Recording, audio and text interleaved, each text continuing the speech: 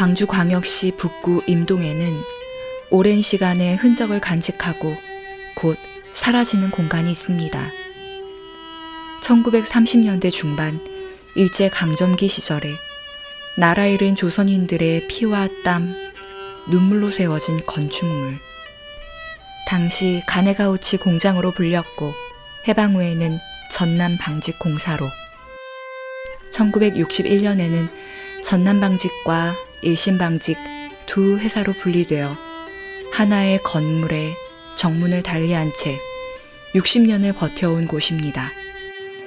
이곳은 해방 이전 가네가우치의 방적 공장이었던 전남공장과 광주 양잠장이 있던 곳입니다. 가네가우치 방적을 줄여 가네보라고도 불렸죠. 미쓰이 그룹의 계열사인 가네보는 당시 일본 3대 재벌로 일컬어졌습니다. 가네보는 1920년대 중반 쇼와 초기에 일본 매출액 1위를 달성할 정도의 대기업이 되었죠. 일본의 고베와 오사카에 지점을 두고 한반도에는 경성에 출장소를 설치합니다. 이후 실을 뽑는 제사공장을 설립하여 본격적으로 조선의 물적, 인적 자원을 수탈합니다. 소속 노무자는 모두 피징용자로 전환되며 노무자들을 착취하기 시작합니다. 광주 학동과 임동은 가네보 제사공장, 방적공장, 양잠소가 있었는데요.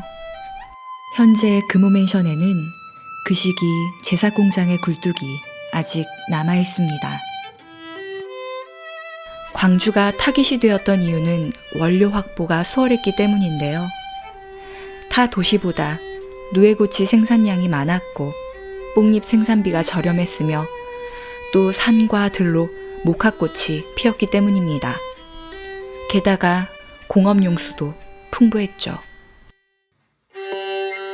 하지만 가네가우치 공업 방적 공장의 현실은 끔찍했습니다. 현재 파악된 일제 강점기에 강제동원 여성 피해자 전남 지역 동원 여성 66명 중 31명은 가네가우치 공업이었습니다.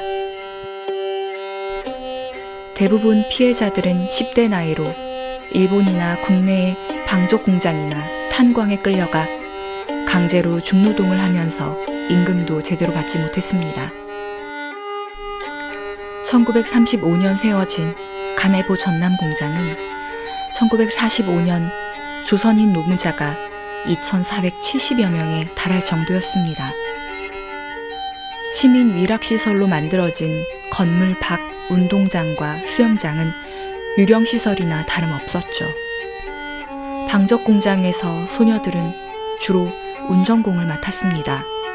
하루 임금은 25전 내외, 공장과 기숙사, 식당 외에 출입이 금지되었고 공장에 들어선 소녀들은 죽거나 미치지 않고는 공장 문을 나설 수 없었습니다.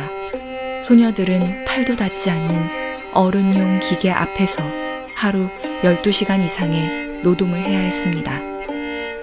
실내가 건조하면 실이 끊어지기 쉬우므로 실내는 섭씨 30도 이상의 고온 다습한 환경이었고 실의 광택을 위해 채광과 통풍을 하지 않았으므로 소녀들은 습진과 땀띠, 부스럼병을 앓았으며 폐결핵, 각기병, 월경 불순을 겪었습니다. 부실한 식사로 폐렴과 장티푸스, 늑막염에 시달리며 이곳에서 생을 마감하기도 했죠. 기계 조작이 미숙한 아동들에게 감독관은 폭행과 구타를 일삼았으며 이로 인해 장애를 입거나 미쳐버리는 사례도 있었습니다. 열악한 노동 환경은 사회 문제가 되기도 했습니다. 가네보 전남 공장에 동원된 여성들은 광주 지역에서 멀리 떨어진 섬 지역 출신으로 9세 소녀를 포함해 평균 연령이 12.8세였습니다. 일할 사람이 부족하여 한쪽 팔을 잃어도 한쪽 눈이 멀어도 공장 문을 나설 수 없었습니다. 동료들이 질병과 사고로 죽어가는 것을 보면서 소녀들은 유일한 살 길인 탈출밖에 없었다고 생각했습니다. 한 소녀는 엄격한 감시를 피해 수구를 이용해 도망치다가 뜨거운 물이 하수구로 쏟아져 들어오는 바람에 목숨을 잃기도 했습니다. 그러나 일본의 패망과 함께 한반도에서 물러나게 되었고 1945년 8월 광복을 맞은 가네가우치 종업원들은 방무기를 중심으로 노동자들이 공장을 돌리기 시작했습니다. 그러나 또 한 번 시련이 찾아왔습니다. 같은 회사가 분리되며 공장의 모든 것이 둘로 나뉘었죠.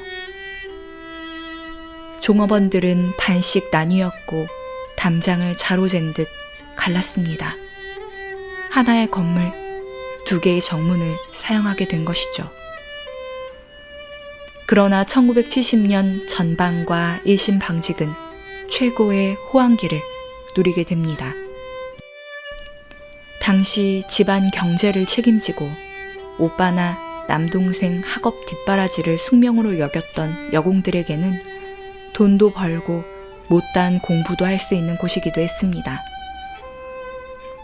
산업체 특별학급으로 낮에는 일을 하고 저녁에는 공부를 할 수 있었기 때문이죠. 뽕뽕다리는 양삼동 발산마을과 공장을 잇는 가교였습니다. 어린 여공들은 이곳에서 잠을 이겨내며 미래를 그려나갔을 것입니다. 1973년 발산교가 만들어지며 기숙사 비용을 줄여보려는 여공들이 이곳에 터를 잡았습니다. 광주의 마지막 남은 달동네라고 불리는 발산마을.